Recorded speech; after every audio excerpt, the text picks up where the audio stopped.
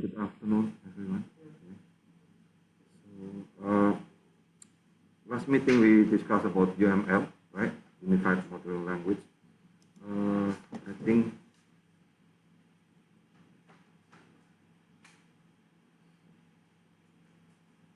the last part was the packet, correct?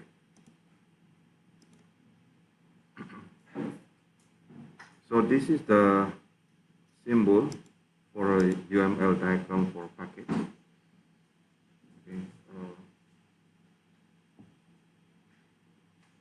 This is kind of module, right?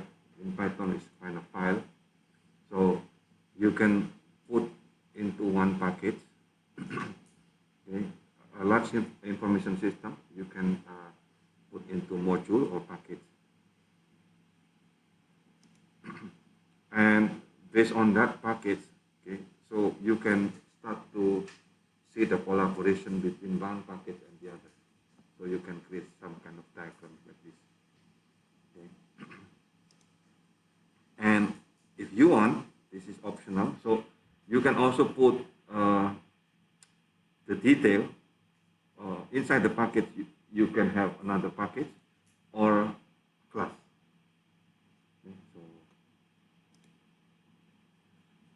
So usually each packet corresponds to certain system concept. For example, you are having a packet of security, search, user, account.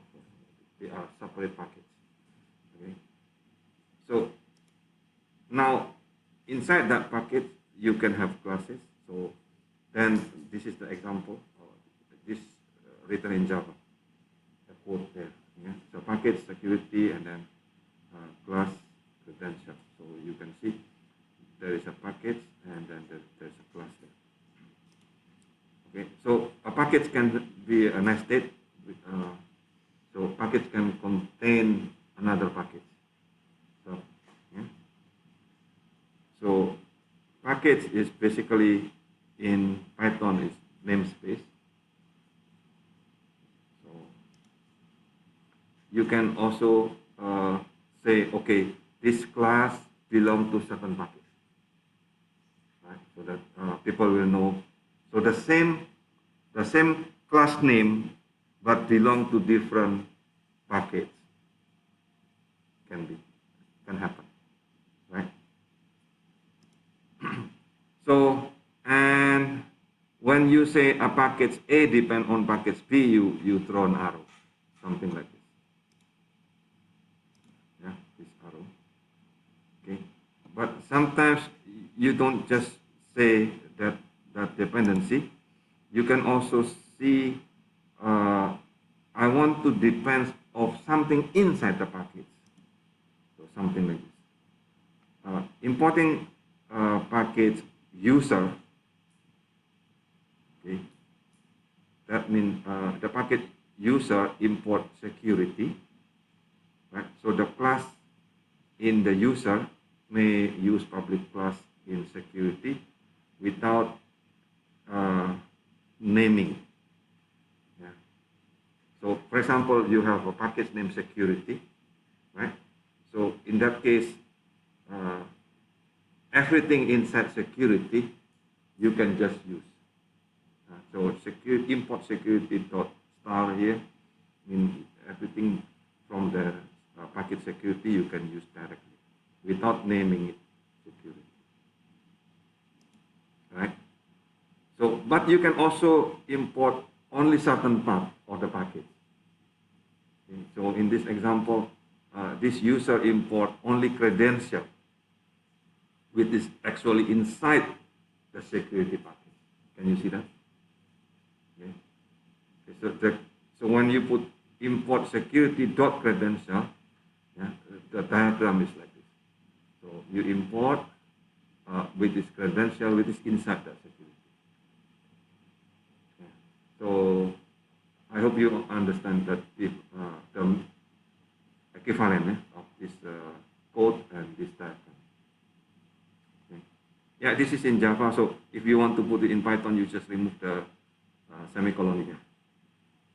Okay, it's the same. So dependency, right? So packet A depends on B, okay, packet C depends on A, and packet C depends on B, packet A depends on D, and so on. So this will create a cyclical dependency. So this is actually kind of spaghetti dependency, right? So it's a better way if you can start to regularize. Yeah? So this is the packet C actually depends on A and B, so you can put it directly here. So A depends on B, B depends on C. So this kind of diagram is actually simpler to understand than this one, even though you repeat several things. Okay.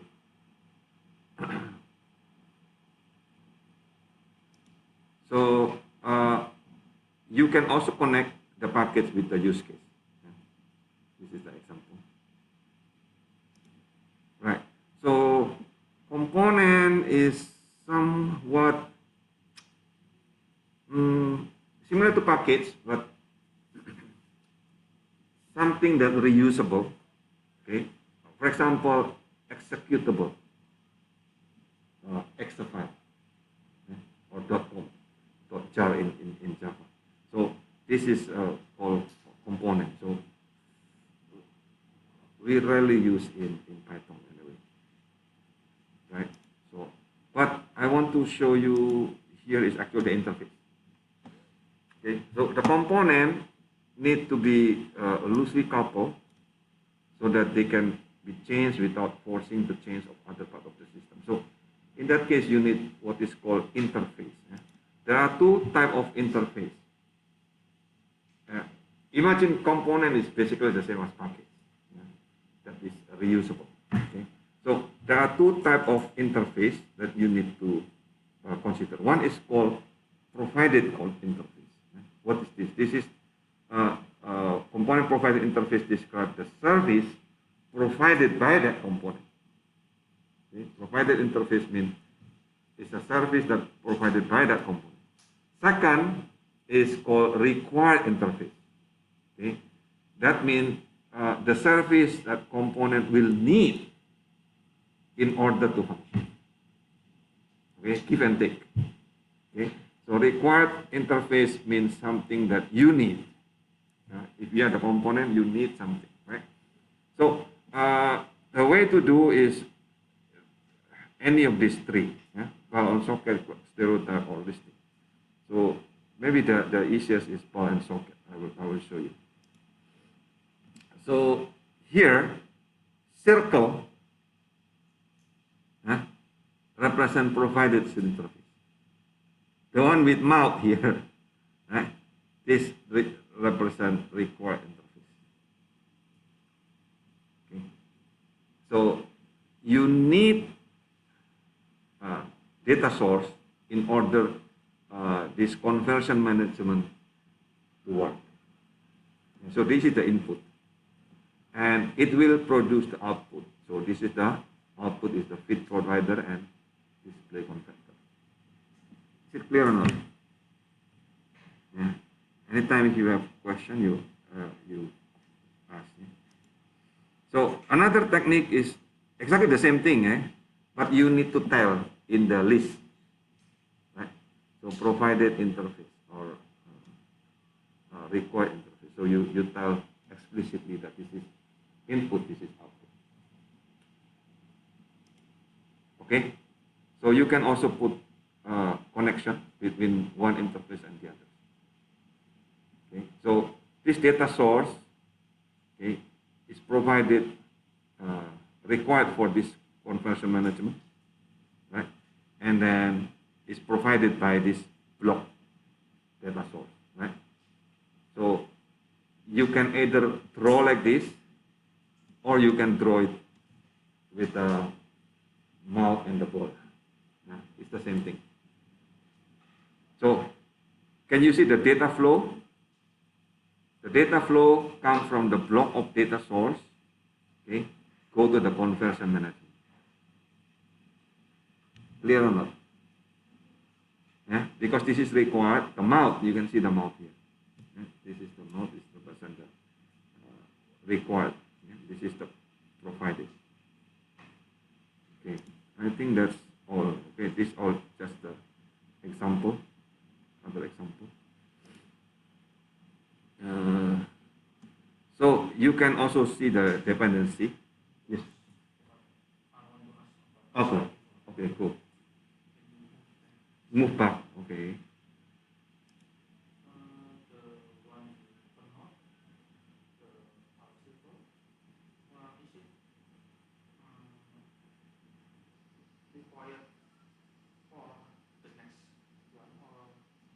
So you can if you only describe one component, then it's just one. But if you want to see the connection between one component and the other, so you can draw all of them. Is that answering your question or no?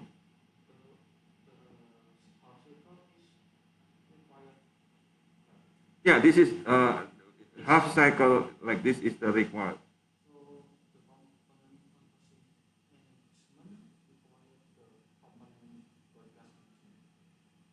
No, this is the output. This is the input. Yes, so this feed provider is the requirement for the broadcast engine to function. Okay, so the block data source required, what is this? Logger. The one that is required is the mouth.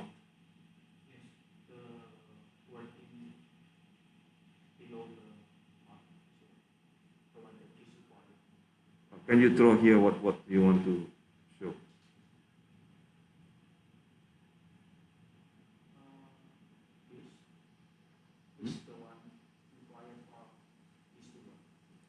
Feed provider here is the required for broadcast engine. That's correct.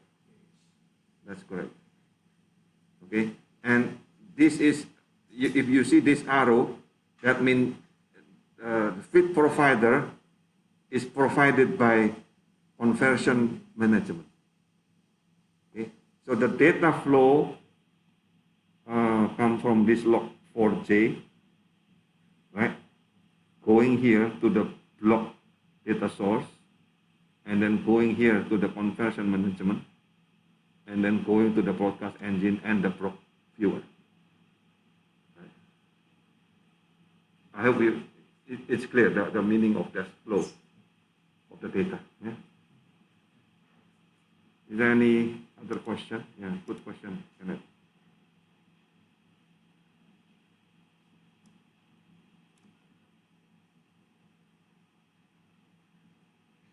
Is it clear the meaning of this interface?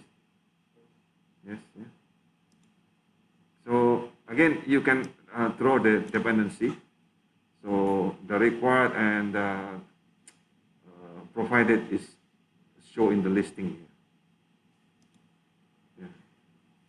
So sometimes you want to go to the detail. Okay? That means I want to know what is the actual class that you want to provide, then you can draw. Yeah. This is not this is optional, not necessarily you show. So we call it a black box and white box. So what's the black box? Black box means you only have input and output. Okay. White box means you have showing what is the detail, or glass box. White box or glass box means you show what is inside. Okay. When we say black box, it's a black box, so you don't know what is inside.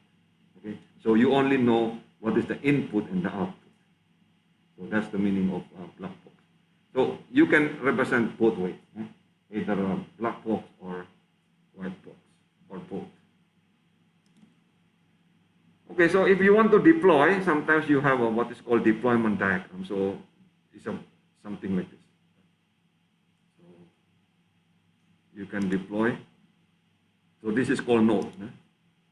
So that node can be a server, can be a desktop hardware, can be a software, so web server itself, Apache, for example. Okay. or any application. Yeah.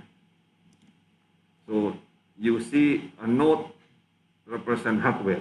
So this is desktop PC or physical software. So a jar file in Java is a compile file or executable file, for example. You can put this as a node, meaning you deploy to a certain computer, right? So of course, when you have an IT department, so you want to know which computer, okay, you need to deploy and how you connect one and the other. So this is how you put the connection there. Okay, so in here, say I will say this 3D Pacman jar, I will deploy inside the desktop PC. Yeah, so this is the same thing like this. Yeah, either you throw it inside or you put inside that with the arrow. Okay, the same meaning. Yeah, or you can put it this way. Yeah, so I will put inside the desktop PC of this file, okay, and then all the other file I will put in the server. These are the one that you deploy. Yeah. Is there any question about this? Or is it clear? Right. So this is just to tell, look, I have this software. I will deploy in what computer or which server. Okay.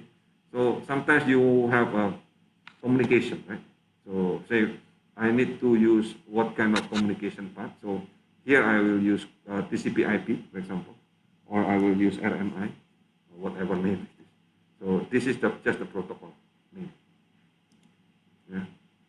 So then if you have several hardware or several software that you want to connect to each other, you can throw this kind of diagram. Okay, this is just the example of the thin client, rich client with the server. Right, so I think those are the essential UML diagram that we discussed.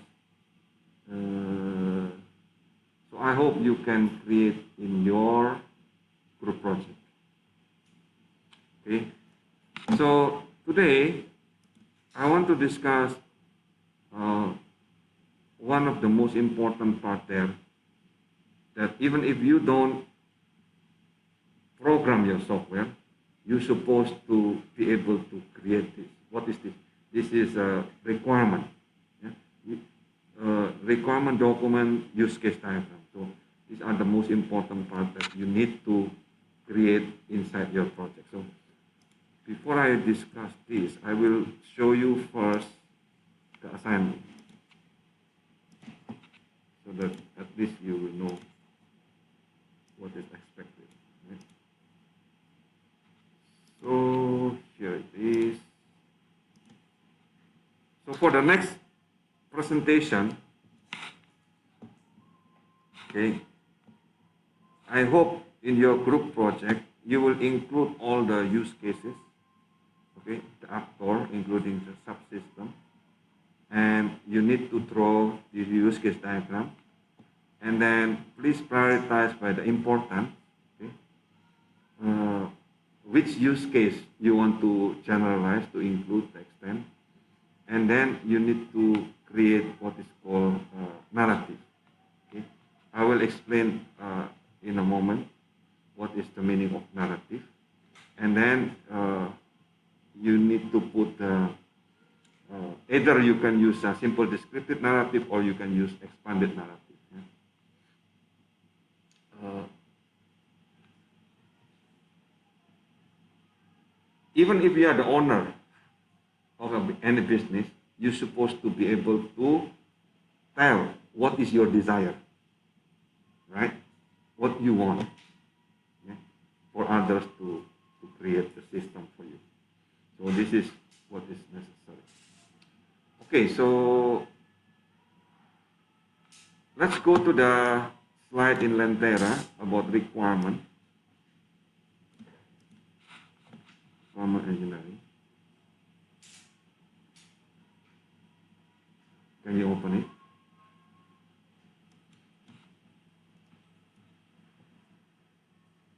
So I'll discuss this very fast so that it will finish within today. I hope. So these are the 4 things I want to discuss. So requirement engineering, the process management, and then the use case diagram itself. So let's go to the requirement engineering. So what is requirement engineering? So requirement engineering is the process to establish the service, okay, that the customer requires from a system. This is the system that you make. Okay, and the constraint under which it operates and is developed. Okay, so requirement engineering is a process establishing the service that the customer, your customer, required from the system. Okay, so in this case, involve a technical staff working with the customer to find out the application domain. So when I said application domain, that means what is the field of study, okay, or the application field of your software. Say you're talking about restaurant, or the other one talking about banking, right? And so on. So different application domain. And then what is the service that you provide? Okay? And what are the constraints? Okay? So, of course, within your system, okay, it may involve many stakeholders. Okay, what is stakeholders? These are end user, maybe manager, maybe the engineers, yeah, that involved in this making of this system, in the system. Okay, so the people involved in the system, okay, the role of the people involved in the system is called stakeholder. So you're going to create what is called requirement document, right? That is the assignment. So what is requirement? Requirement themselves means description of the system service, the constraint, and the code. Okay? How do you make this? By consultation. Say you are the system developer, okay? You consult with the user and the client. Is it clear? So the requirement define the function of the system from the client point of view, yeah? Not from your point of view as developer. No, okay? It's from the client point of view. Okay, so then it must be defined in a manner that is understandable by 2 sides. Okay, one is the user, the client, okay? And then development staff. So your role here, IB students, right, is to bridge this gap between technical things, technical stuff, right, which is the developer, software developer, and the business people, the client. So, is it clear or not? Your role. Right? So you need to create this requirement document so that both sides will understand your document. Okay? So, again, what is the purpose of requirement? 2 things. Okay? Number 1, based on that requirement document that you make, you can bid for a contract. Okay? Second, it can be the basis for the contract itself. Okay, so requirement document is very important because this is the binding agreement. Okay. Say, I want you to create this system. So what is that system? You need to create in such a way that document, so that both sides, yeah, the client and the developer, will agree. Okay, so that statement is called requirement. Is that clear or not? Okay, so why requirement is important? Okay, so the study by Standish Clue in 1994, for example, yeah, telling that, look, the one that I highlighted in red here. Okay?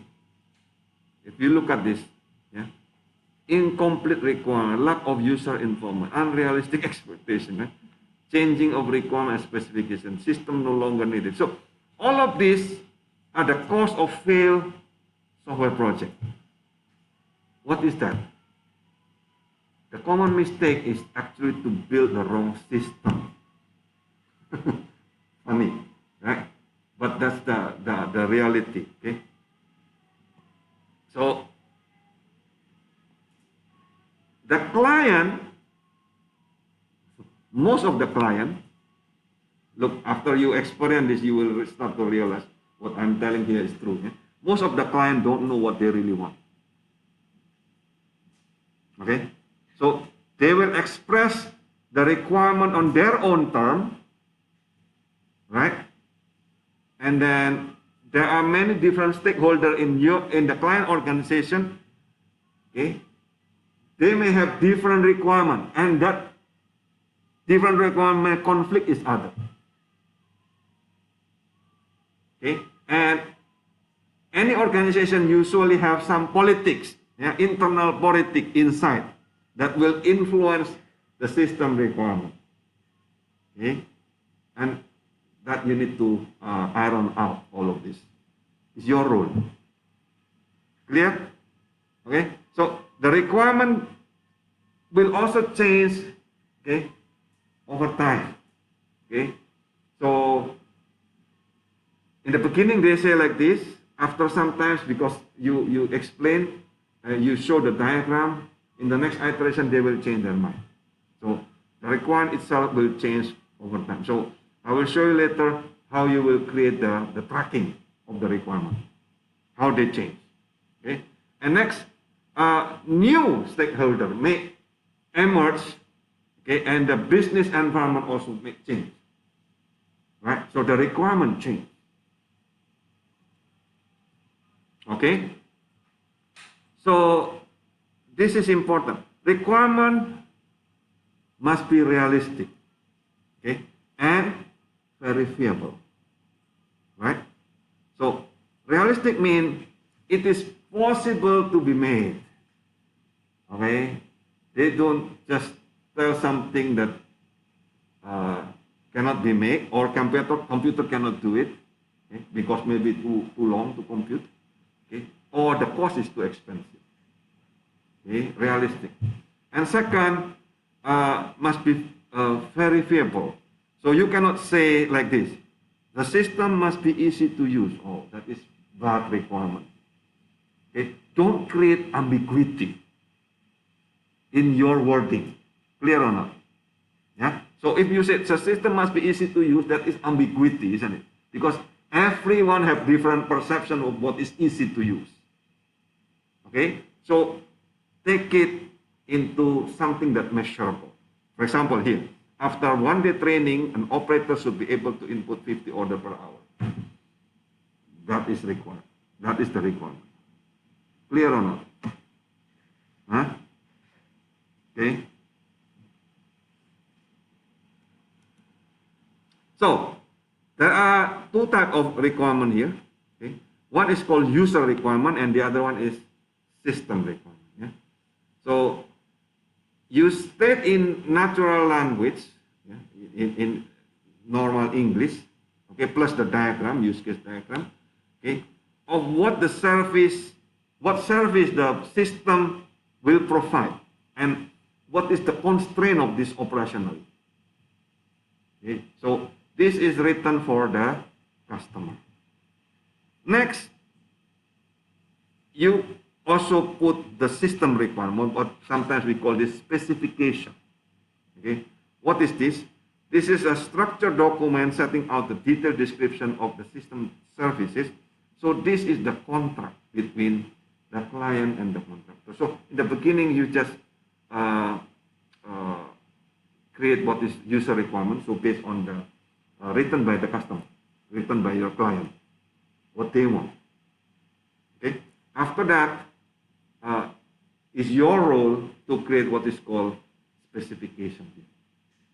So you create a document that will become the contract between the client and the contractor. Okay, up to here, is there any comment, question, something you doubt about?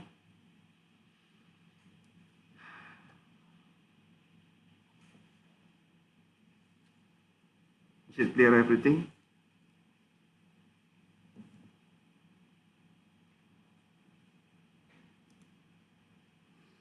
So, look, who are the user of the requirement document, right? So, I can say, okay, the system customer, okay, will specify the requirement, read them, check, that they meet the need, right? And then the manager will use the requirement for the bidding, right? The system engineer will use the same document, yeah, to understand what they will develop, right? And the system test engineer will read the requirement so that they will develop the validation test, right? So the maintenance engineer will use the same document to understand the system and relationship within the part and so on. So these are different people will read the same document, okay, for their own need, right? So this is exactly the same thing. So the user requirement read by this. This is exactly the same thing, but I put it the different way. Okay, so you have what is called initial requirement. Okay? Initial requirement is based on the business model, what the client tell about their business. Okay, after that you refine it. Okay, so the requirement is dynamically changed over time when you make it.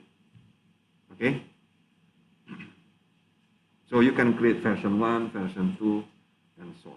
Right? So here is the important part. Inside your requirement document, there are two things. Okay, one is called functional requirement. The second part is called non-functional requirement. Okay, functional requirement specifies an action that your software product must be able to perform. Okay, so usually the input is this one, the output is that one. Right? The non-functional requirement will specify what is the constraint, for example. For example, the response time, the reliability, and so on. So these are the non-functional requirements. Is it clear? Right? So the functional requirements are handled part of the requirement analysis, okay?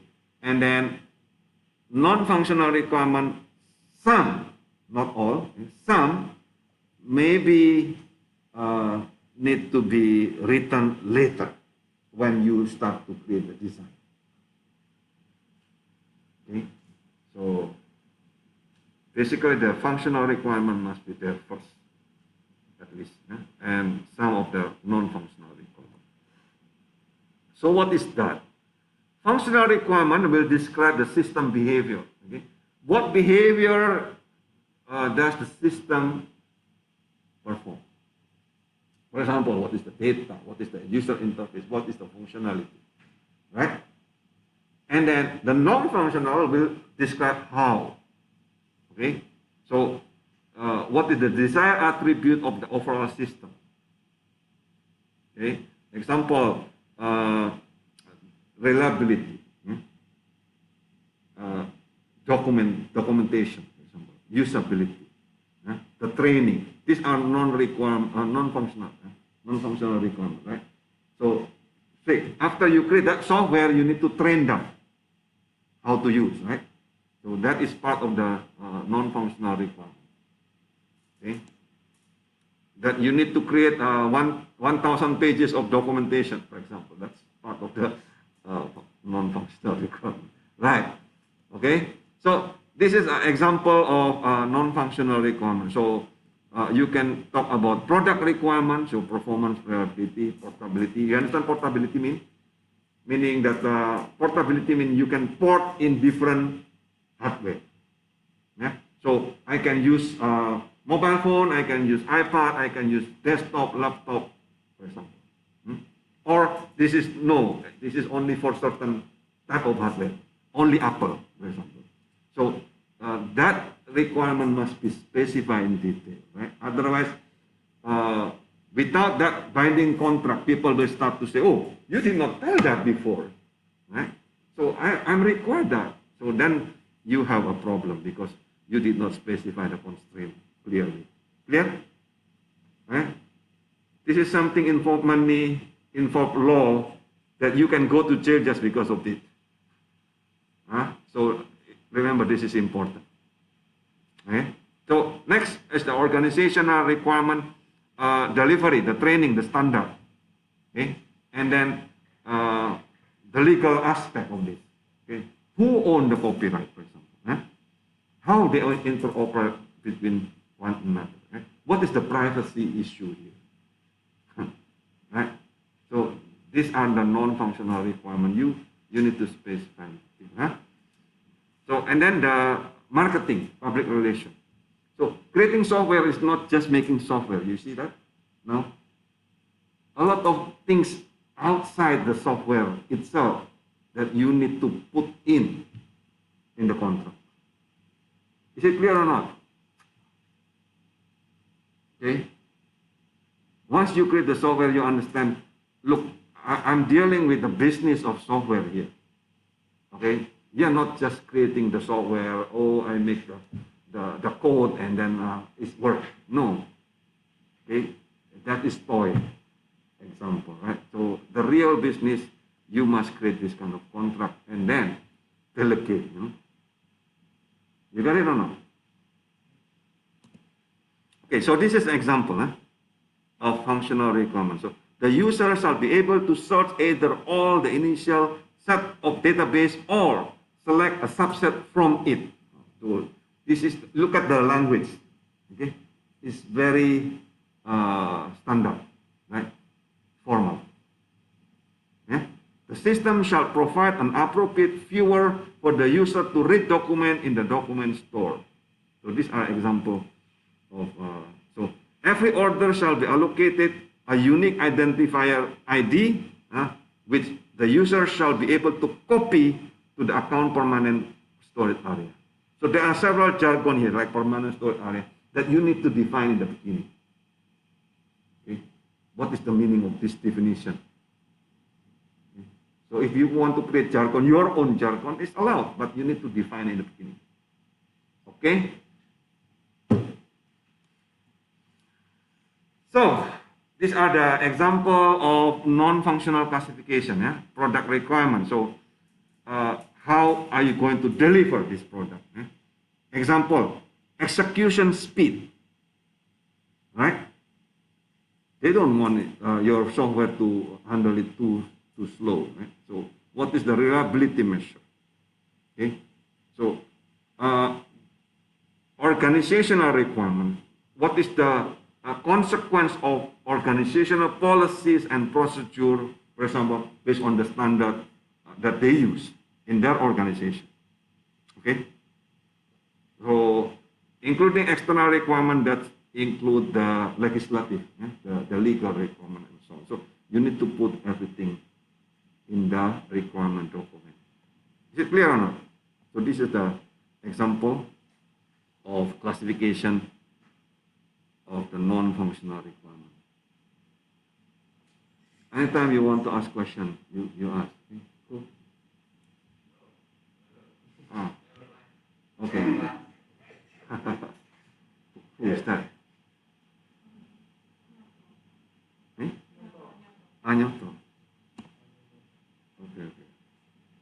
So this is here is the example of non-functional requirement. You look at the language. The user interface for this system, libis, shall be implemented in simple HTML without frame or Java applet. Can you see that example? The system development process and deliverable documents shall conform to the process and deliver defined by certain code. Okay, and here Example of external requirement. The system shall not disclose any personal information about customer apart from their name and reference number to the operator. So this is talking about privacy. Clear? Okay. So your document, okay, requirement document, usually what is the content? Yeah, usually you have a general. Yeah? So, and then you have a purpose, the scope of the system, what is the objective.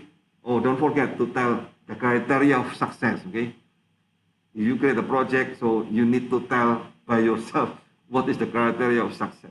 Okay, and then you start to list down the terminology, the definition. Okay, and then you describe what is current system, right? And then what is the proposed system? Okay, here is the one that you talk about the functional and non-functional requirement. Clear? Can you make it? Huh? I mean, okay. Okay. After that, you need to create scenarios. I will discuss more later, yeah? And the use case, yeah? And what model do you use during the analysis. Yeah? So, in principle, what's the difference between requirement and the design? The requirement will state what the system should do, okay? While the design will describe how it does it. Can you see the difference? Okay? The algorithm is in the design. Okay? The requirement is just telling what the system does. Yeah. So, of course, in practice, okay, the whole thing, yeah, the requirement, specification, the design are actually in one document. Yeah? You combine everything in one document. So, in this class, I don't know if you can make the design. So, if not, at least the requirement must be there.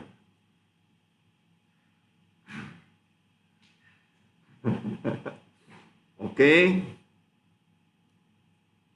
So I used to teach software engineering class. So in that case, I will require them to create total from requirement, analysis, design, and then complete up to the maintenance.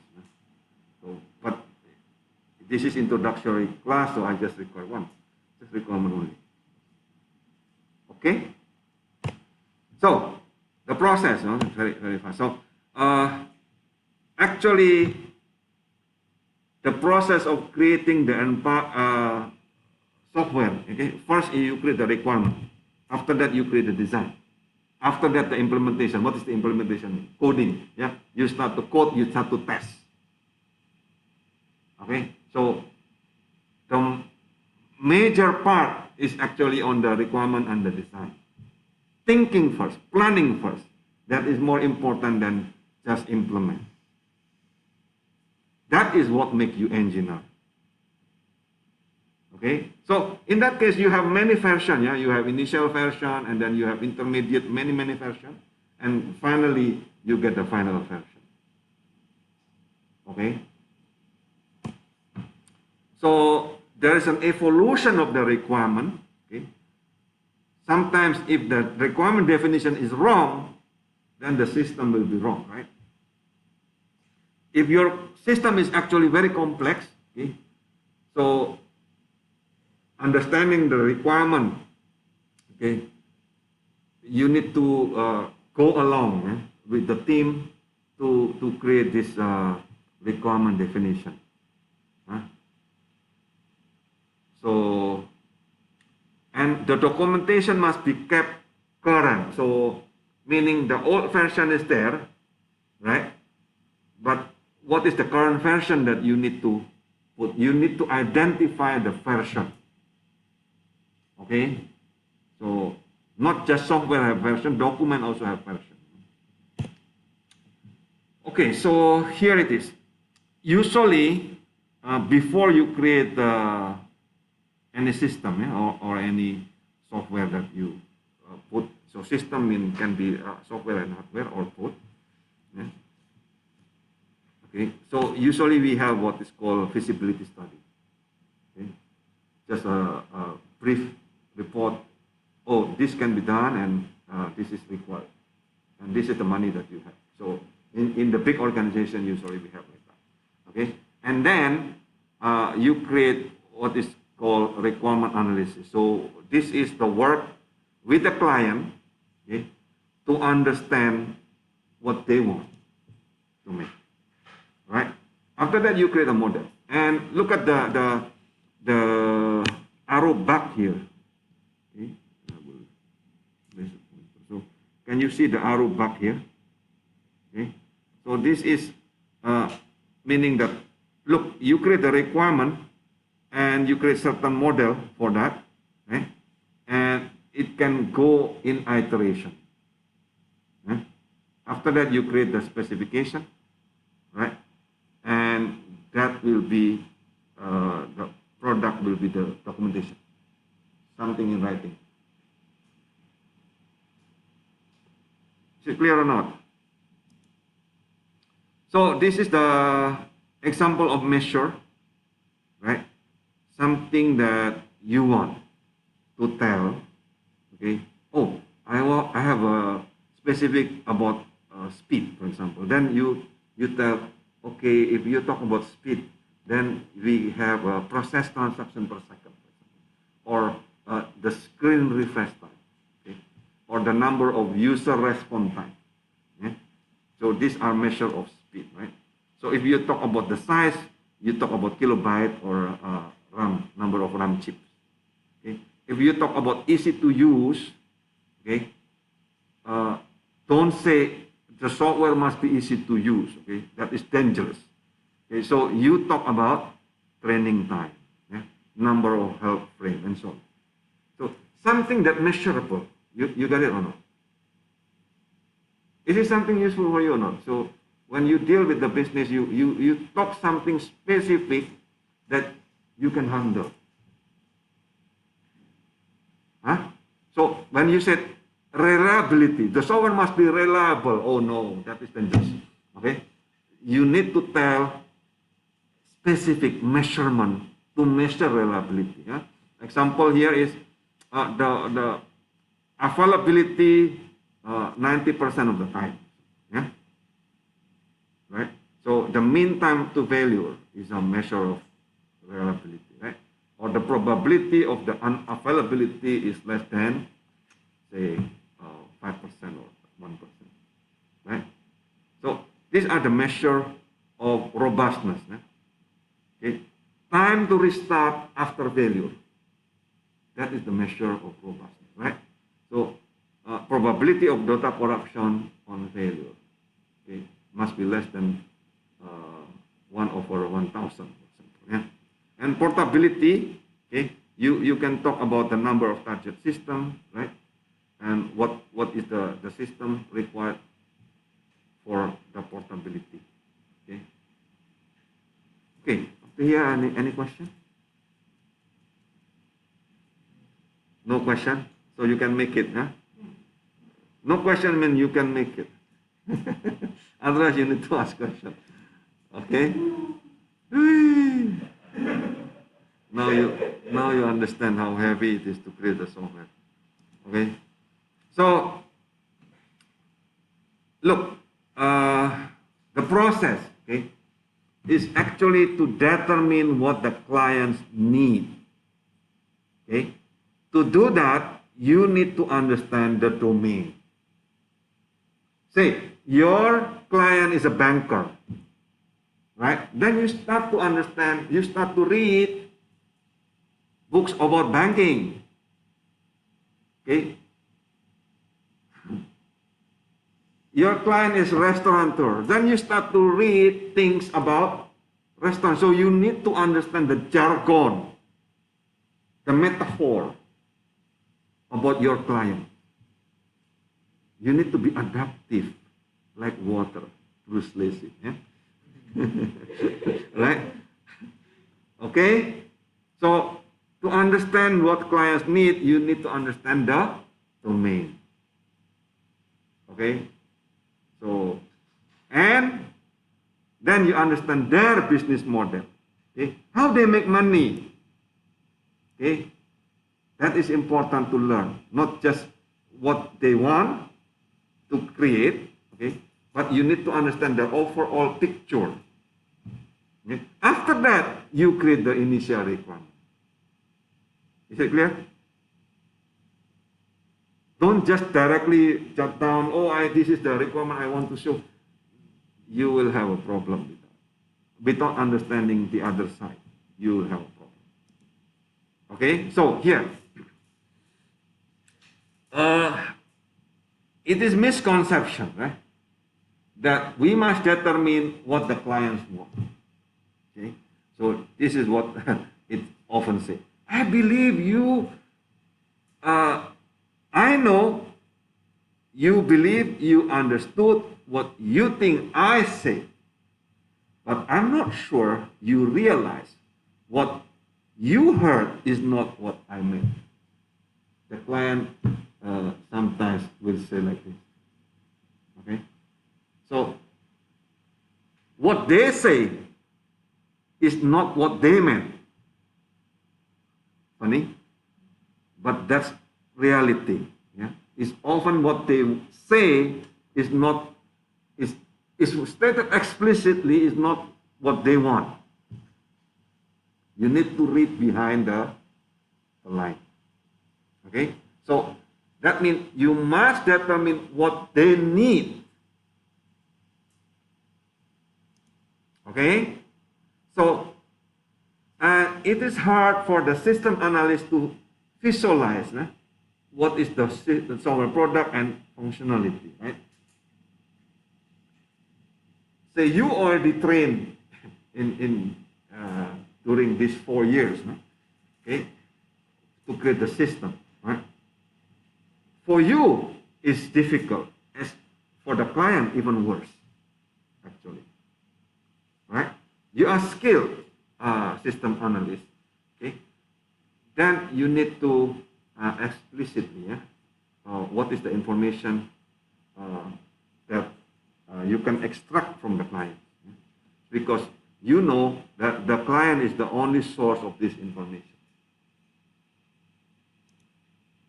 Okay, so the solution to determine what the client needs is to obtain the initial information from the client, right? And then you use this information as the input in the unified process. That's why you have UML there. And then you just follow this process to determine what the clients need. Okay, so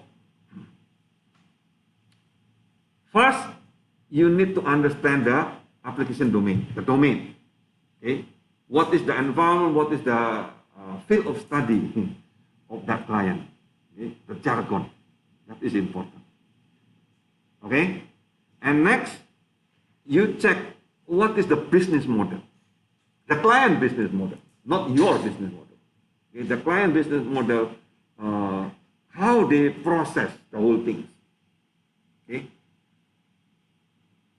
beyond the scope of your project, meaning the whole thing.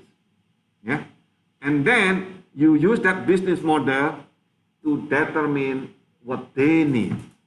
Can you see it or not? You need to have a bigger picture. You keep asking the bigger picture. They will tell you only what they want in the system that they say. Don't satisfy with that. You need to see the bigger picture in order to see what they really need. Is it clear? Okay. And then the process, you repeat the same thing.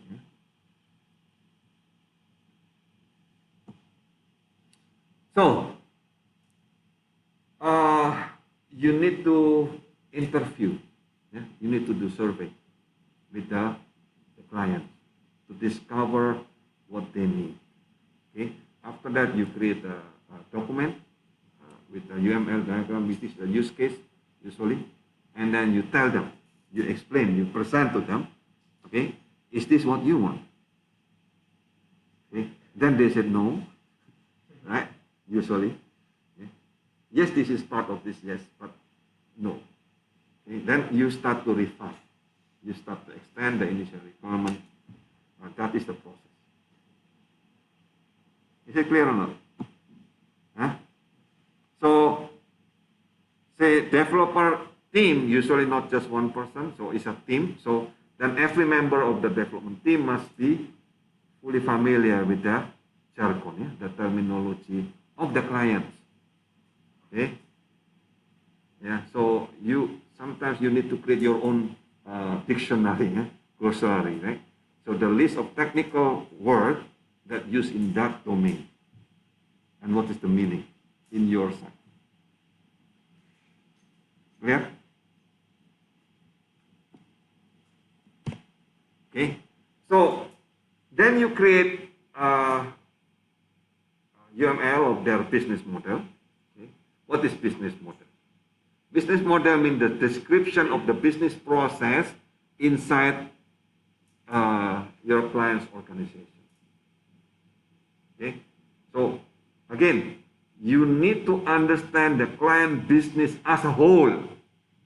Okay, not just the part that require your system to be built. You need to see the big picture. Okay. So by understanding the whole process, then you start to think to help them. Okay, to create the system that they want.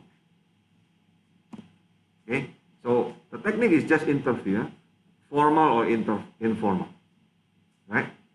So if the clients consist of many stakeholders, then you ask each of them, okay? Or you can have a meeting with them separately or together with them. Okay, so then you extract the information that you need to create your document. Is it clear? Yeah. So usually the interview consists of two types, open-ended or closed-ended. So there are several questions that is standard to ask. Then you ask closed-ended. But the one that you cannot ask as a standard, then you create open-end. Yeah.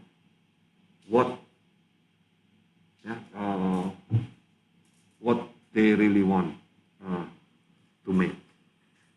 Okay, so yes, go.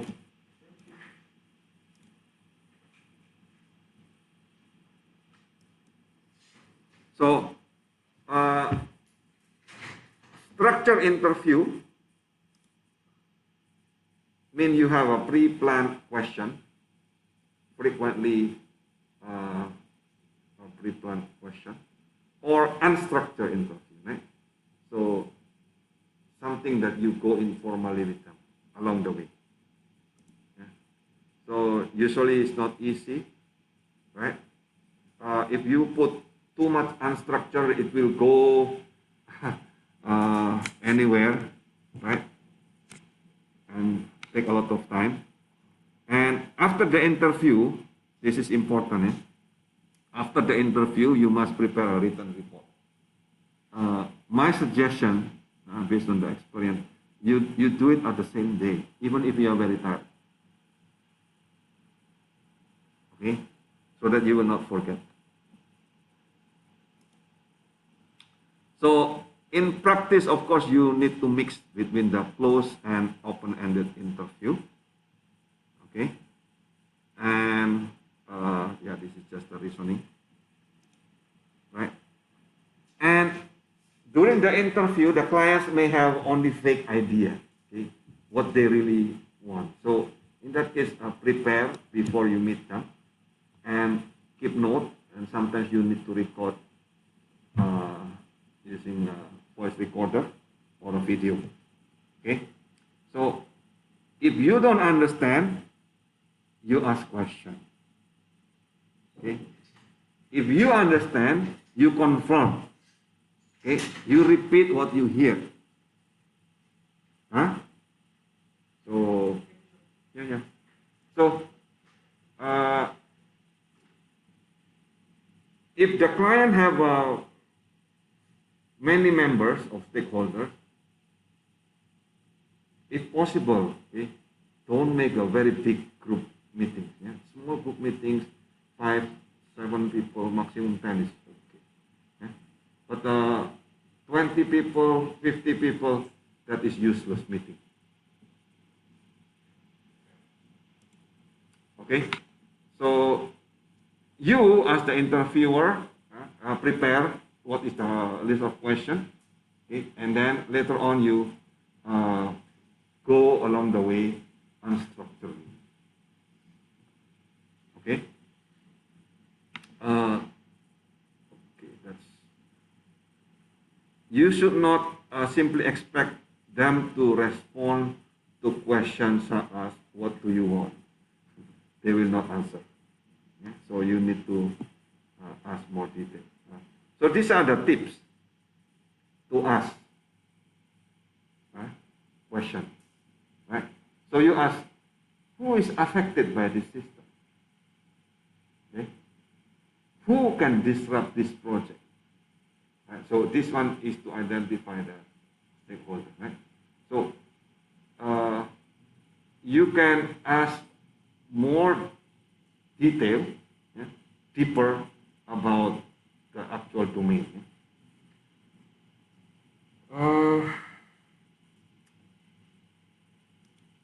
Okay. Next is, if you have several stakeholders, your client have several stakeholders. For example, university admission system. Okay, it has applicants that have university administration, computing staff, have academic department, and so on. So each of these stakeholder will have their different need, different view about the system, right? So then you need to integrate all these views together.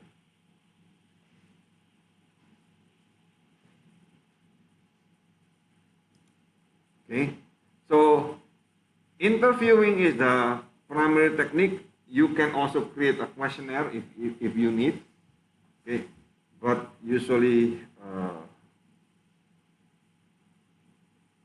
that questionnaire is only helpful if you have a standard question, right? So other technique is actually directly observe how they do.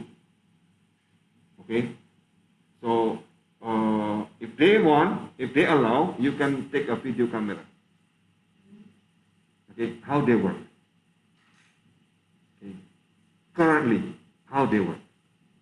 Okay, and then you analyze what they want. So if they allow, yeah. If not, so you just observe how they work, and then sometimes it's useful if you go behind their screen. Huh? So if you're working, you go behind the screen, how they input the data, how they output the data, and so on. That will be very useful to see how the user, from the user point of view, what is the current system. Okay. So for the management now, it's a process of managing the changing of the requirement, right? So you need to track all these documents. Okay, so you need to track all of these documents. So of course, you cannot make initially everything complete, everything consistent, right? So in that case, you create several versions, right? So the question is now how I manage my changes, right? So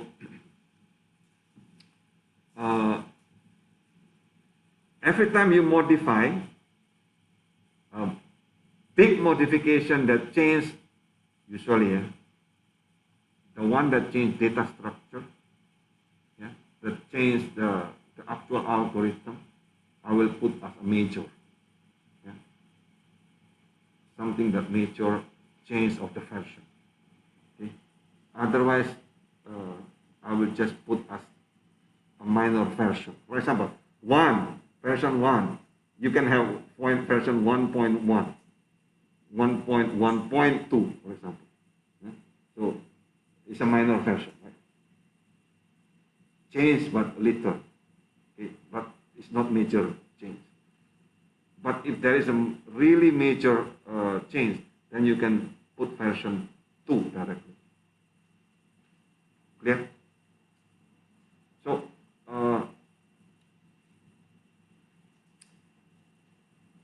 you identify the problem, right?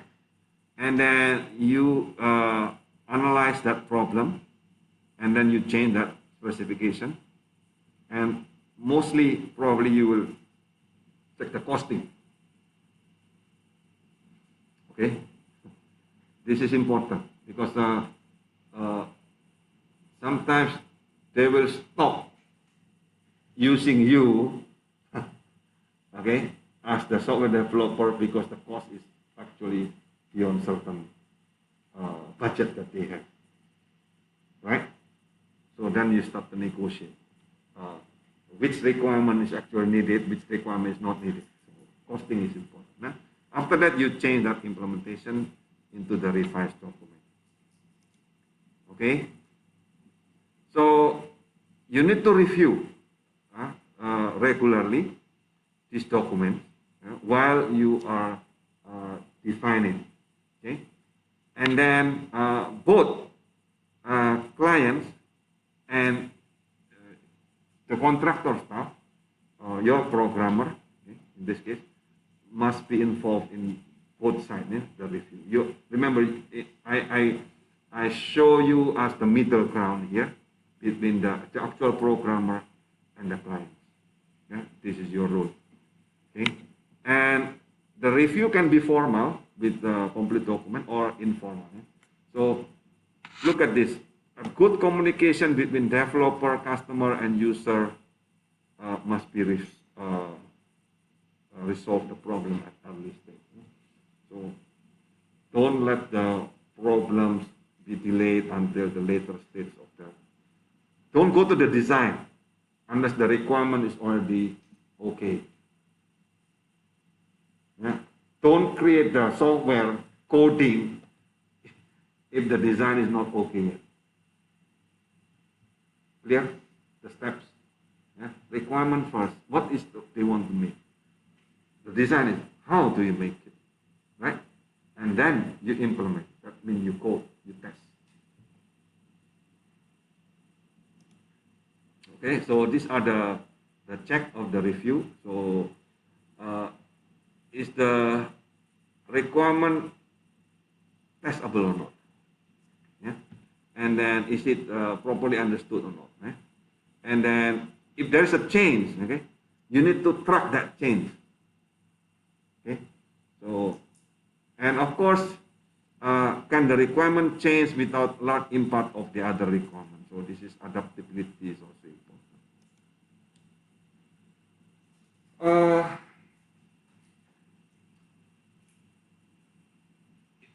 The client may want everything, right?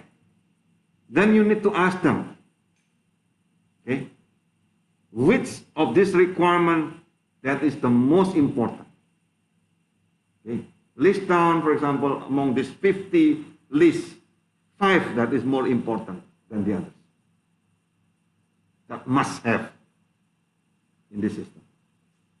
Okay. So the priority of the requirement must be set by the client, not by you, okay, by the client.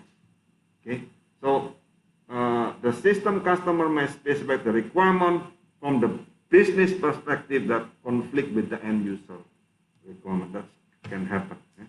And then there is a business and technical environment of the system that change during the development. So that requirement also evolving during the actual analysis, during the design, during the implementation, yeah? Even after. So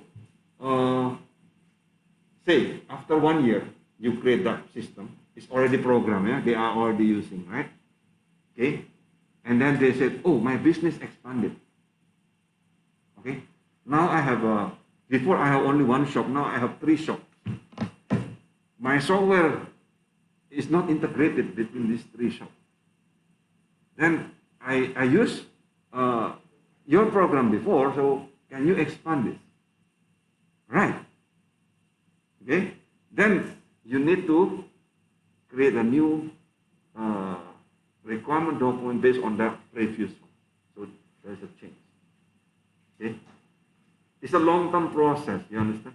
Making software is not just one time done, finished. Clear? Yeah? It's a long-term process. So reusability is important, portability is important, right? So the one that you already make, you can upgrade into a better version. Clear? So yeah. Okay. Initially, you have an understanding of the problem, then you create the initial document, right? Or eventually, your understanding of the problem will change, right? Then you change the document. That's normal evolution. Okay. Don't feel bad if you change the document because your understanding of the problem changes. Okay. Well, of course, over time, you want to have what is called enduring requirement. Yeah? That is something that's stable. Yeah? What is the core activity of your customer organization? Yeah? Say, example here, a hospital always have doctor, always have nurses, right? So that is something that enduring requirement, right? But there is also what is called volatile requirement. What is this? This is the requirement that always changes, yeah, when they use it. Okay? So, for example, there is a requirement from the healthcare policy or the insurance. So those are the volatile requirements, yeah? Or the growth of the business. Okay? So this is not so important, but you can read by yourself, no? Classification of the mutable, emergent, and so on. So, okay. So actually, there are several tools that you can use, but they are required some payment. The most important here is actually the traceability policies, yeah? The amount of information or the requirement that maintained. So the traceability is concerned with the relationship between the requirement, the resources, and the system design.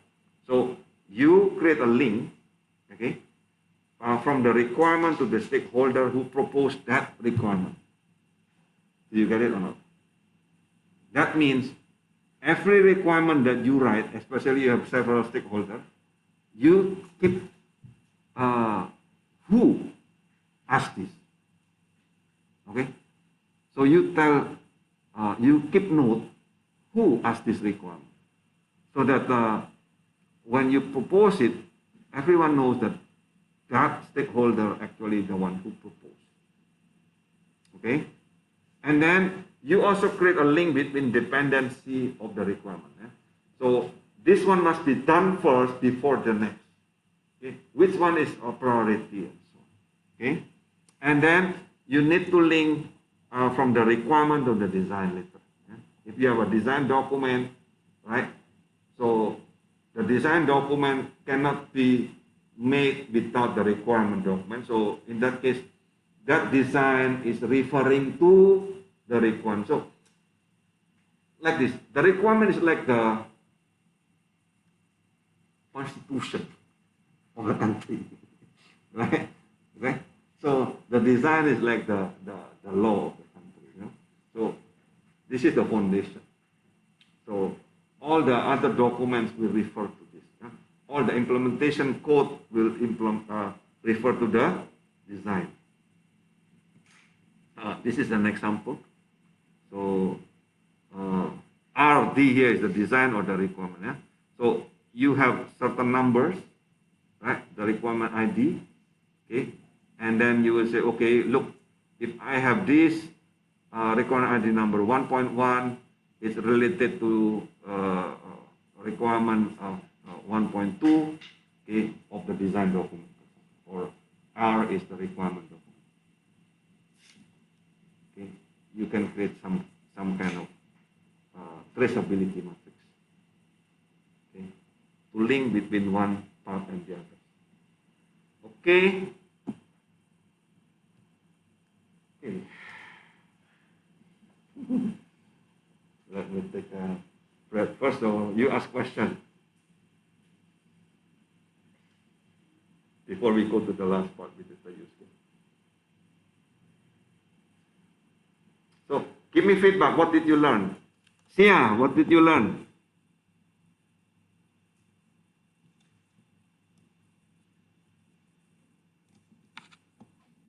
Hello. Do you hear my voice? Hmm?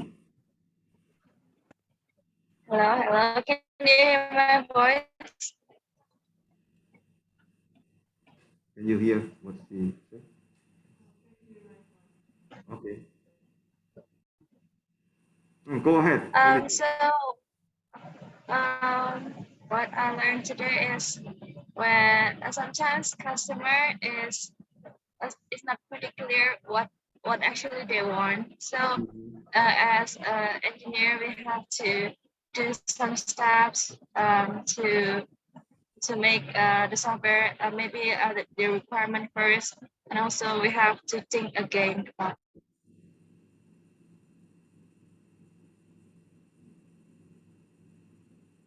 Okay. And how are you going to do that?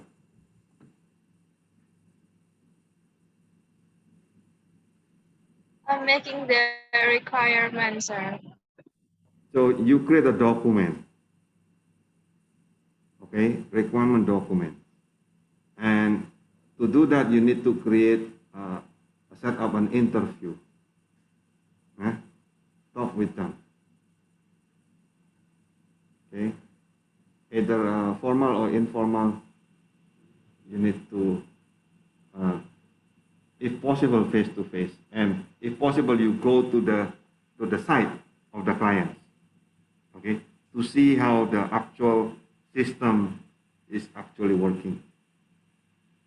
Okay. Not just using Zoom, if possible. If possible. Okay. But sometimes the client is outside the country, so then sometimes difficult to do that site visit. Yeah. Other comment, feedback?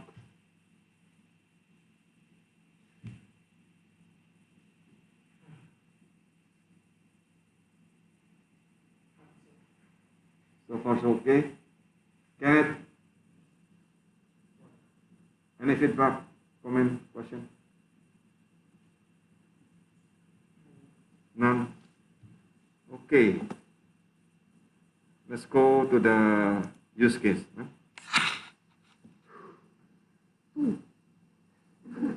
Yeah, I need to finish 120 slides in one sitting. Okay, but imagine the one that make this, okay, need a lot of time to. I read maybe more than 5 books just to make one slide.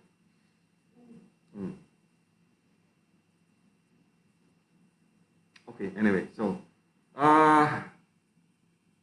software development should focus on the need of the user. So that means you need to understand your user, right? So the design of the software based on understanding of the user task, right? So you need to ensure that all of this involve the decision making of the user, and the design of the user interface must following the guideline of what is called good usability. So you can check in Google UX. What is that? User experience, good usability. So those are the things that you can follow. There are several guidelines there. Okay, so then of course you have a paperwork and give the feedback about the prototype and so on. So sometimes before you create the real software for the client, okay, so you can create a dummy software. Dummy software means it's just a user interface. Okay, just a GUI, graphical user interface. Look like this. And then it doesn't really function at all. It's just user interface. And then you show to the client and then they start to realize, oh, this is what they say, okay, they want. But after they look at the prototype, they say, no, no, no, this is not what I want, right? So it becomes clearer to understand what they want because they see something. Right? Otherwise, if just talking and diagrams and even documents, okay, it's very hard for them to see what they want. Okay, so a use case is a typical sequence of action that the user performs to complete a given task. So, yeah, this is the definition of use case. Right? A use case model consists of a set of use cases, okay, and the optional description or the diagram indicating how they are related. Okay, so use case diagram originally proposed by Jacobson in 1992 from Ericsson, Sweden, and this is the starting point of the development of new system. Okay, so a use case, okay, is the sequence of action which occur when an actor uses a system to complete a process. Okay, so use case is a model for requirement. So look at this. How you make a use case? A use case name must be short phrase beginning with a verb. Okay, each event corresponds to at least one use case. Okay, so when you create a use case model, okay, there are two parts there. One is the diagram. Okay, the second part, which is also important, is not just the diagram, is the narrative. Okay, for each use case. The narrative means the description in the text. Okay, so what is use case? A use case describes what your system does to accomplish just one particular customer goal.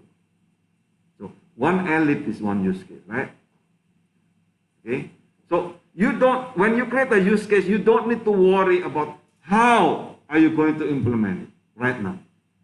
Okay, so you just describe what the system needs to do. Okay, so single use case is single code. Okay, remember the focus is on the customers need to achieve their goal, not your goal. Okay, so and there are only very few notation to remember because this is the mean to communicate between you and the client. Okay, that's why the diagram is really simple. Okay, so the use case will end when the customer goal is completed. Okay, so a use case is a technique to capture the potential requirement for the new system or for the software change. Okay, now this is important. Each use case provides one or more scenario to convey how the system should interact with the end user, okay, to achieve the specific goal. Okay, so in use case diagram, you will show use cases. So one use case is just one ellipse, actor, and then association among them. Okay, so they represent the sequence of action carried out by the system and the actor. Okay, the actor represent the people or other system, look, not necessarily people, can be other system that interact with the system being modeled. Okay, so this is simple as this. Okay, the actor, you can just put a stick person like this. Okay, and then you put the role, not the name of the person. Okay, the role. Okay, don't put Billy here. Okay. Okay, so you need to put the role. What is the Billy's role there? Okay, and then the use case name is a verb. Clear? Okay, so this is an example. Okay, so say banking software product, right? So one use case is to withdraw money. Right? Who can withdraw money?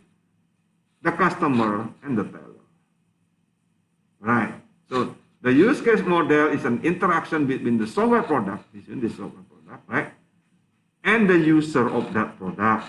In this case, actor. Okay, right? So the use case represents the external view of the system. Yeah, this is the system, right? So this is the external view surrounding the system. Okay, who use that system? Okay, so the actor is a member of the world outside the software product that get values from the use case. Is it clear? Okay, so it's usually easy to identify the actor, right? So who use? Frequently use that software product. Okay, in general, okay, the role of the actor can be a user or an initiator. That means the trigger of that use case. Yeah?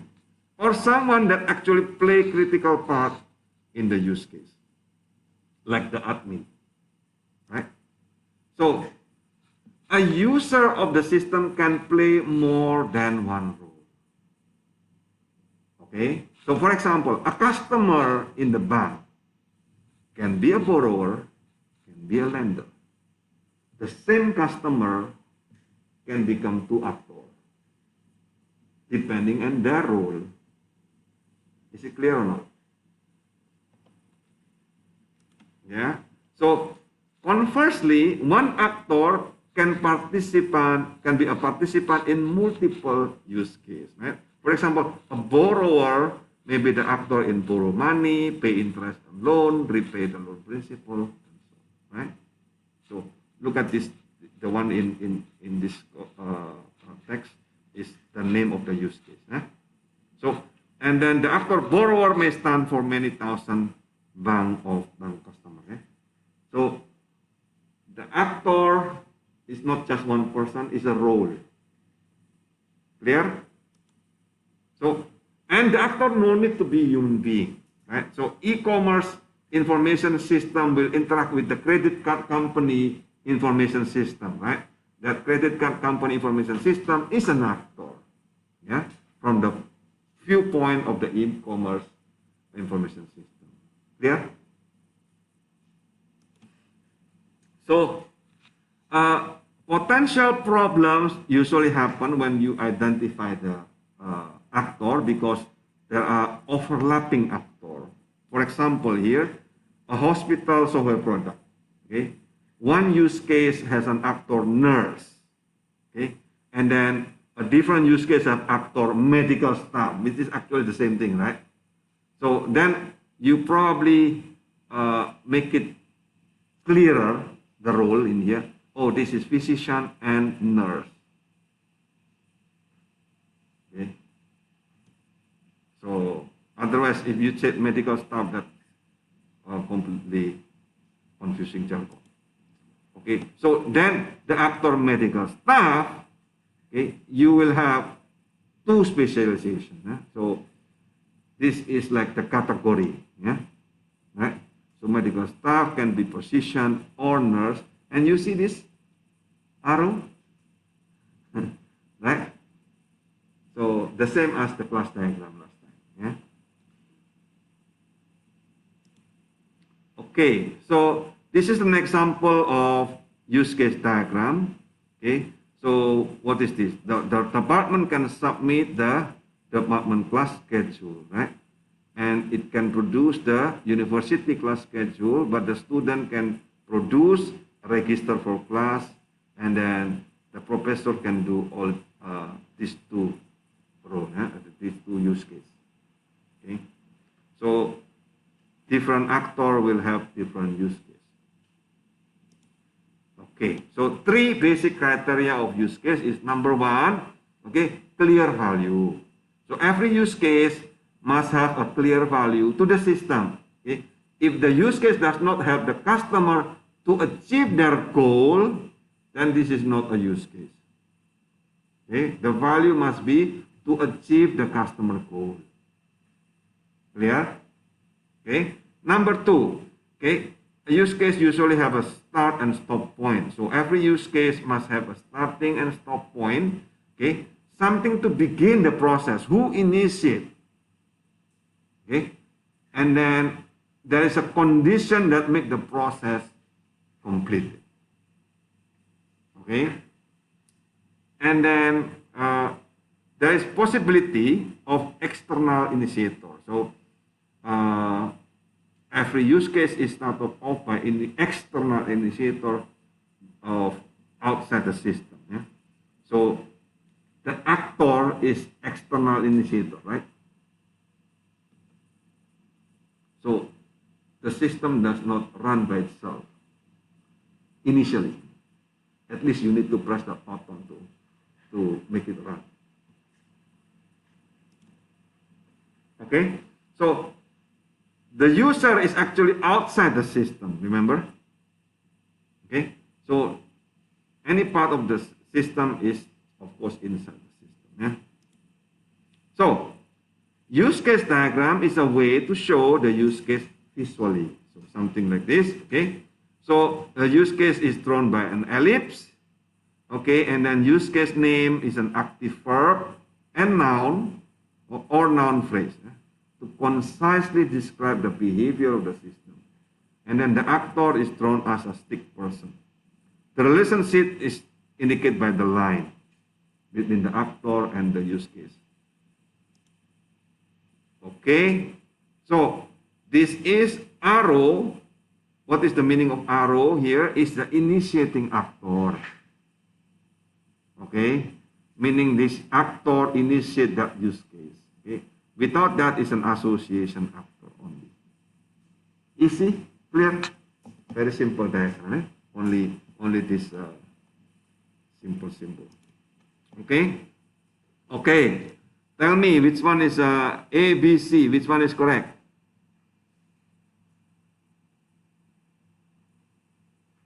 Which of the following is a valid use case diagram? Oh, this is a test. A. A. Okay.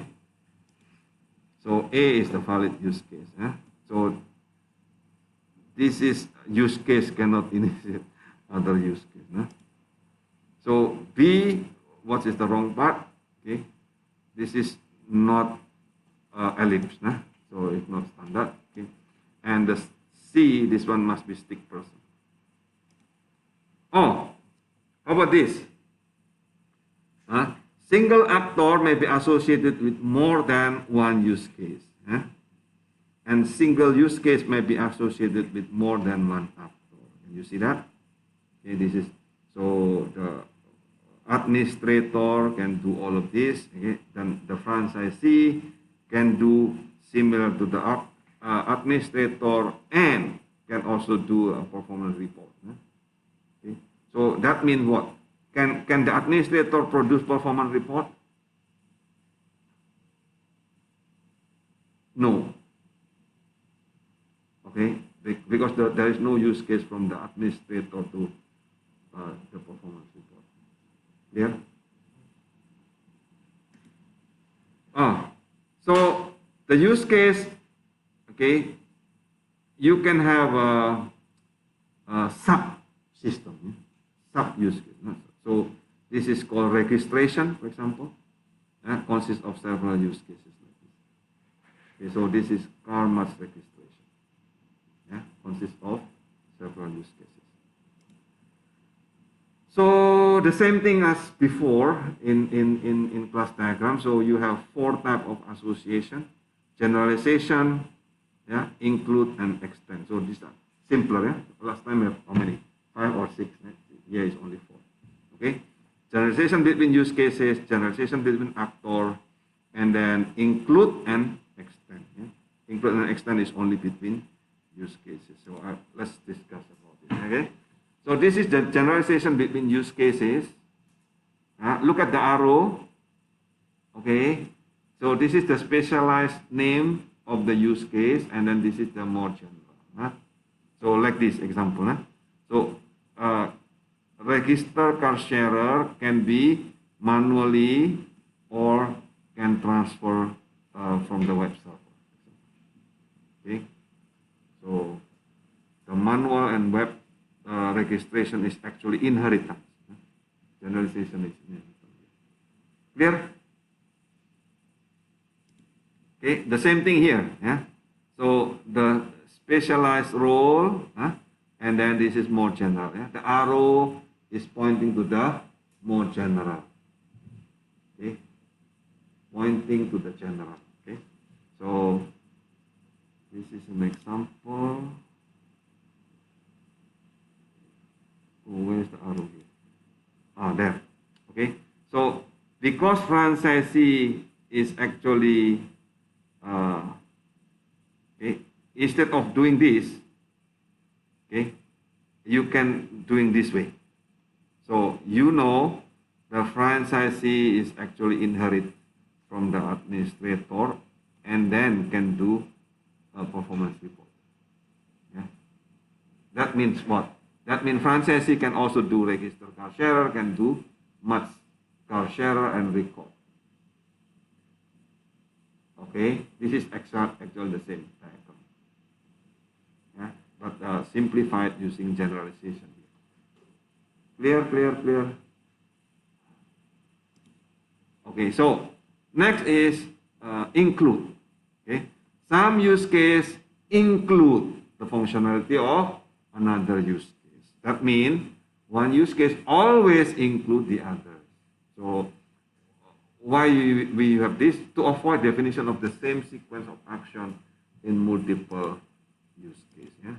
So this is the notation. Okay, include. So this is including use case. This is included use case. Okay, this is the example. Right. So the manually added car sharer include process payment. So what does it mean? When the new car sharer is added manually, right? So the membership payment is always proceed. Yeah? This payment is always proceed at the same time. Okay, but this alone can be done. Yeah? But when you create the manually add car sharer, it must include process. Yeah? That is the meaning of include. Okay? If you do this, you must include that. But this alone can be standalone. Clear, clear or not? Okay. So this is another example. Yeah? So include always occur when the use case include the others. Yeah? So when you check into room, you will always include room status. Yeah?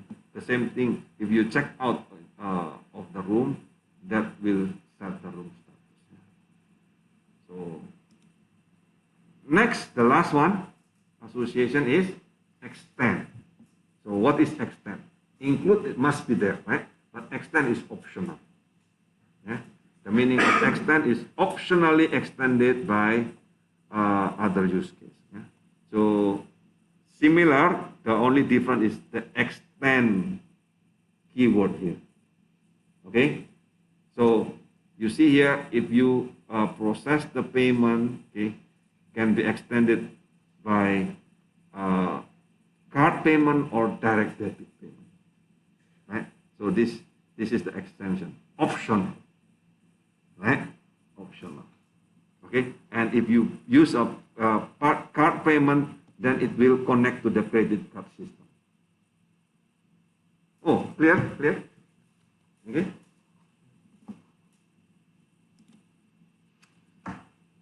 Okay, so sometimes you want to define what is called extension point.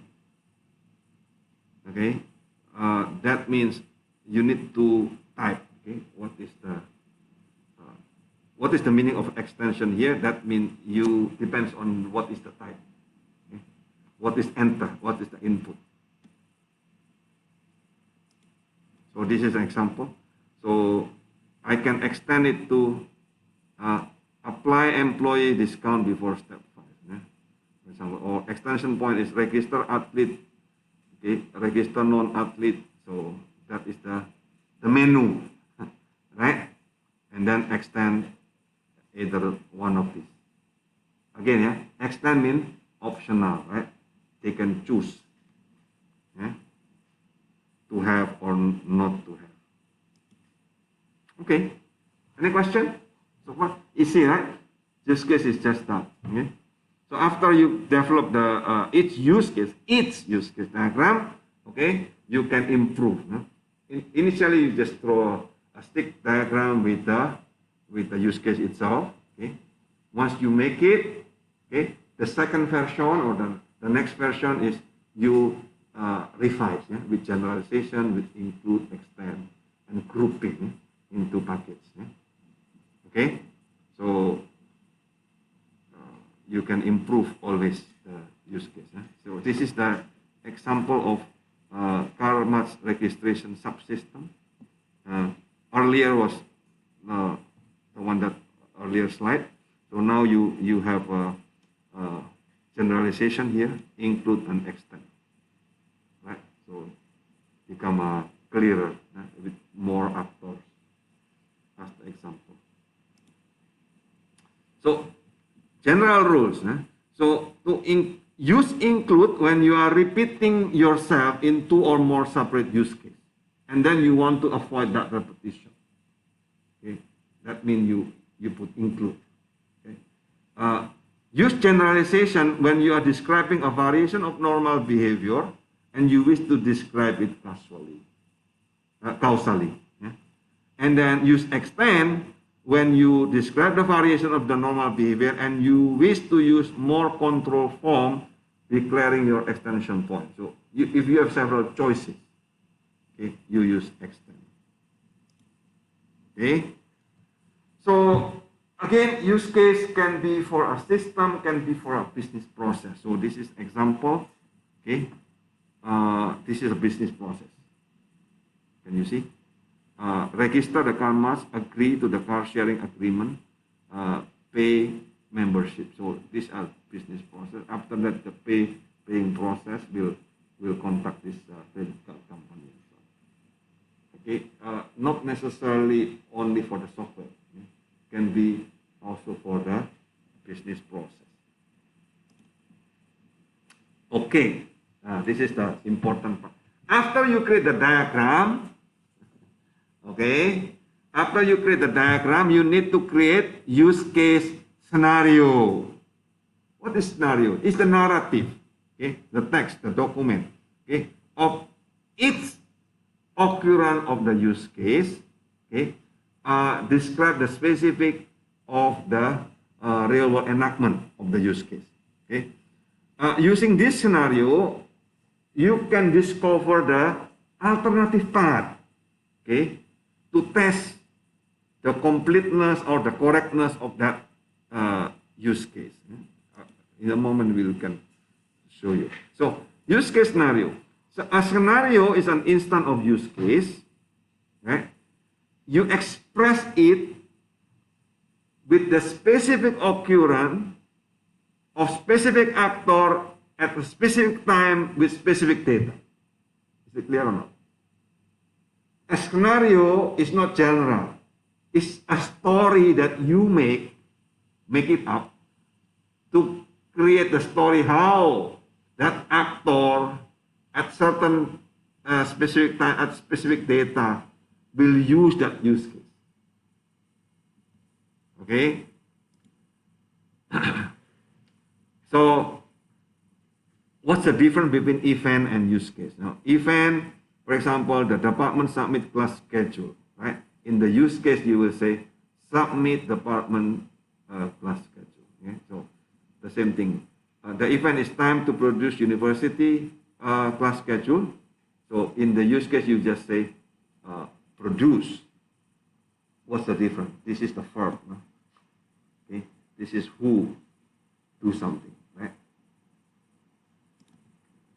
Okay, so I think we already did this.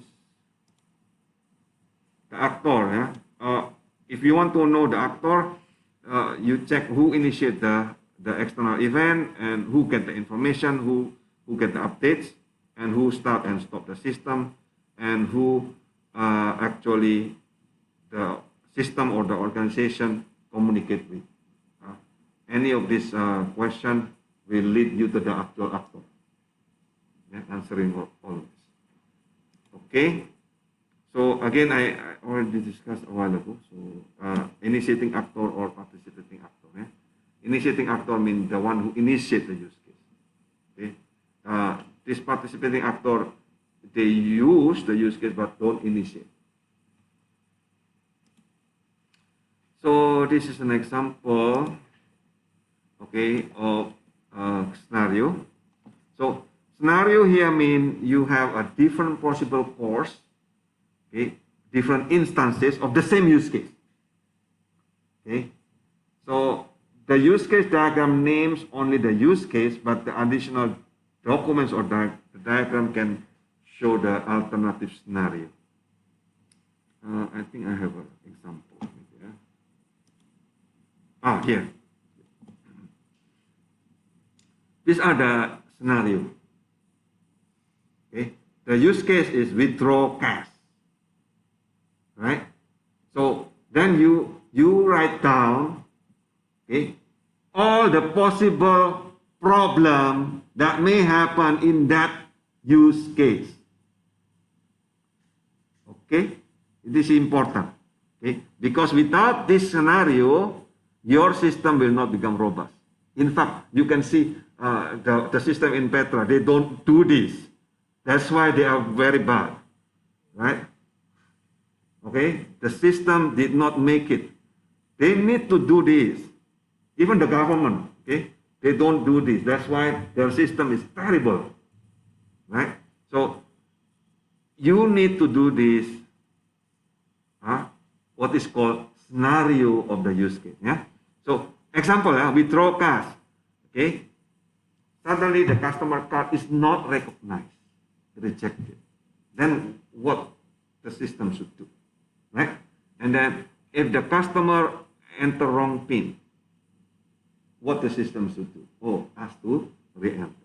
If the customer enter wrong PIN and the card is retained by the ATM, what should be done?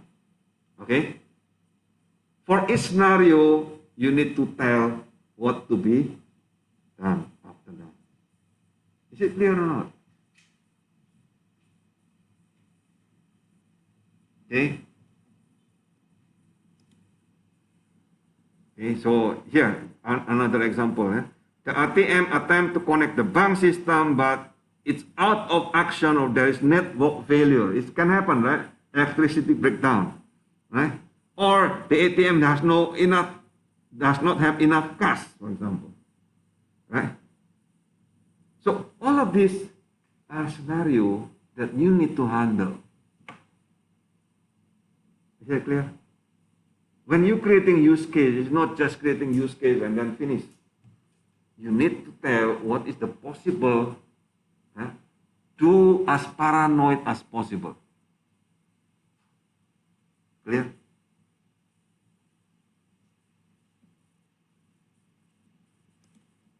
Okay. After that, you write down the description of the use case. Okay. The diagram itself does not have formal syntax, right? So, but the real use case consists of the list of description of the steps, not just the diagram. Okay. There are two approaches. One is called simple narrative, and then the second one is expanded using two columns. I will give example. So this is an example of use case, simple use case narrative. The user will enter the name, address, telephone number of the potential car sharer for each journey that this person wants to share, start the address, destination address, start time, finish time of the journey they enter. So these are the example of use case, the narrative of that use case. So you can also use this. This is what I suggest for you to make. So you check the actor and the system. This is very important. The actor, the user enter the name and the address, and then the system will respond. The system will confirm that the address can be matched. Right? And then what? The user enter the phone number, right? And then the system will prompt with the detail of the journey. And then number 3, the user enter the start time and the start of the address, and then the system will confirm that get address and so on. Is it clear? Okay. So what the actor do, and then what the system responds. Okay. Yeah, this is an example. Yeah. So use case, one of the use case. Who is the actor? Student. Yeah? What is the purpose, right? And then what is the description? Okay, this is simple, right? So, and if you expand it, the same thing. Yeah. So use case, okay, register, actor. What is the purpose? And then you give an overview. What is the type? Okay. Is there any precondition or post-condition? Okay. And then what is the special requirement? So this is the constraint, right? And then you describe the flow of event, okay, what the action of the actor and how the system respond. Look, not everything should be responded, right? So 1, 2, and then 3 in here, and then 4, right? And then 5, and then 6 here. And then in line 3, okay, oh, this is the one that I said, the scenario. Yeah? There is a problem, there is possible problem, right? The alternative flow of event, that means the scenario. Is it clear? Yes. This is what you need to make. Oh no, this is a lot. Yeah, I know.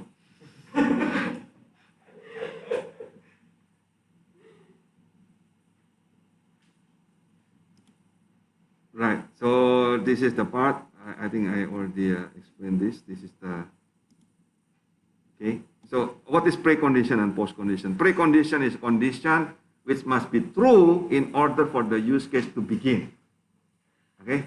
Postcondition is a condition must be true after the use case has been completed. Yeah. Or is there any special requirement? The special requirement is the requirement which is critical for the user acceptance. Okay. The alternative flow of event is the what the system should do in the case of exceptional condition or the error. Yeah? So you need to list down all the error, possible error. This is how you make the system.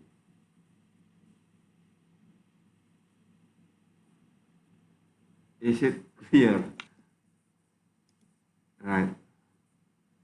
So this is called unified process. Yeah? When you create all of this. Hello. Okay.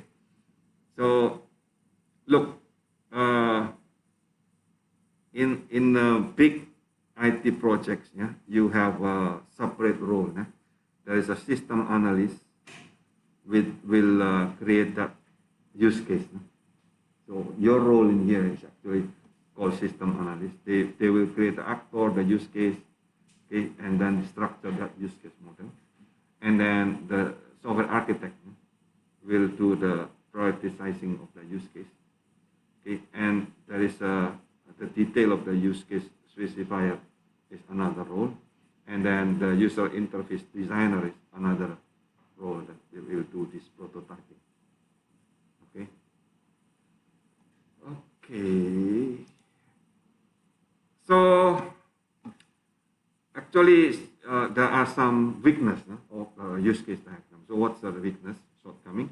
Okay, there is no distinction between actually initiating actor and participating actor in the use case standard. So you can just put the arrow or just line, and actually does not show the system input and output, right?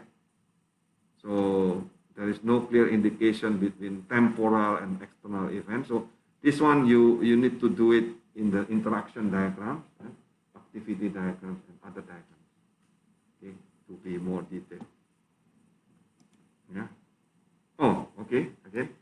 Now you see the assignment again.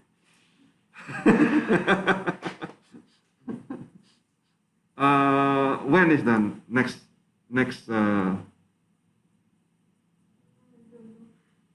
May? Oh, not next meeting, but May, right? I think still. Oh yeah, still 16 May. or still no? You still have a lot of time to. But this is a lot, okay? So don't wait until the end of the time. So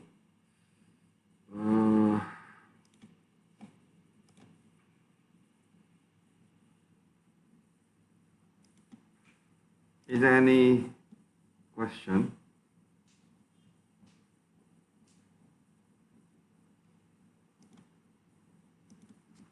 I think last time I showed you already the example, right?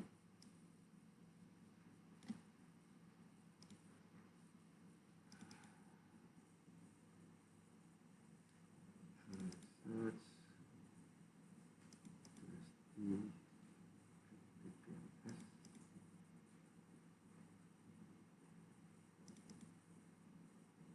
Yeah, this is the example.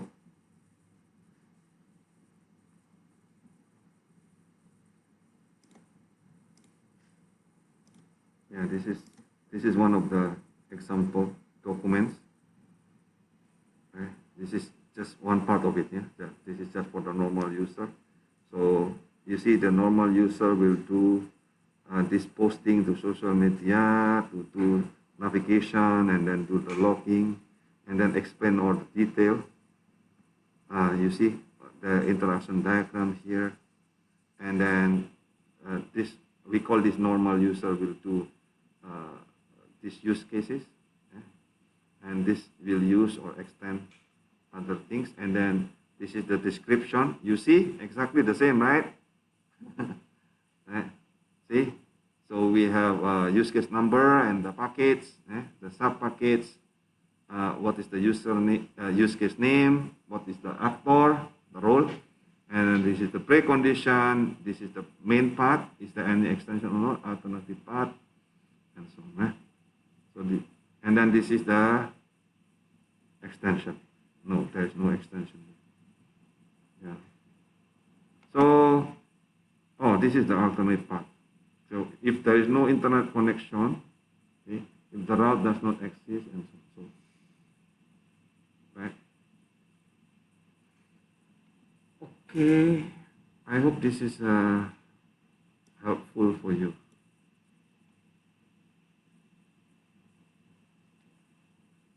Question, discussion.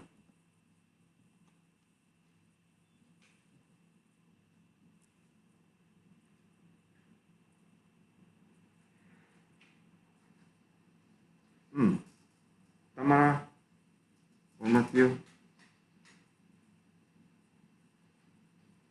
Nothing?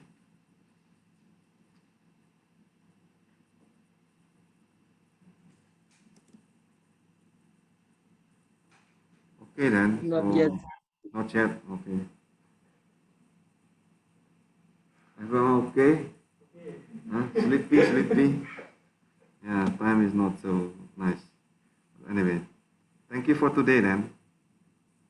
Okay. I will close this.